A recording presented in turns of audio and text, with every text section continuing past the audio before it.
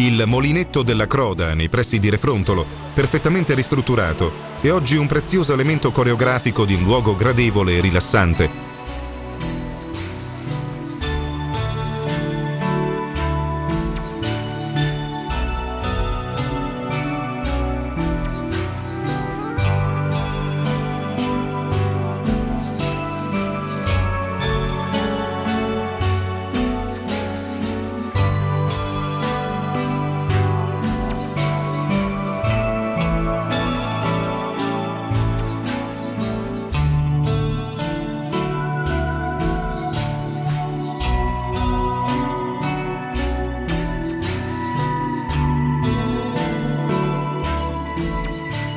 Nella cosiddetta vallata tra Combai e Vittorio Veneto, le vie dell'acqua sono rappresentate dai laghi di Revine, che impreziosiscono questa zona pedemontana, luogo di relax e di attività balneari durante la stagione estiva, ma anche prezioso ambiente naturale.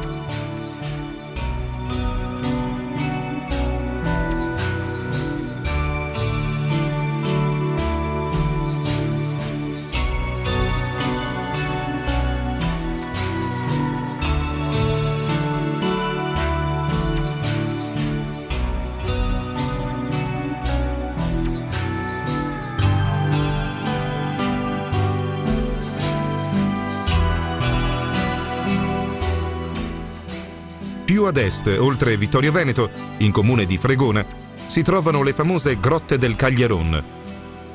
Le Grotte del Caglieron sono un eccezionale geotopo molto conosciuto per l'interesse che riveste dal punto di vista geomorfologico, idrogeologico e scenografico. Si tratta di una serie di cavità naturali e artificiali. Quelle artificiali, scavate ai lati del torrente per l'estrazione della pietra tenera, presentano delle colonne inclinate a sostegno della volta. Ne deriva un insieme di suggestive cavità caratterizzate da un continuo stillicidio, distribuite lungo l'orrido naturale creato dall'acqua. Un sentiero attrezzato consente di ammirare al meglio lo spettacolare ambiente.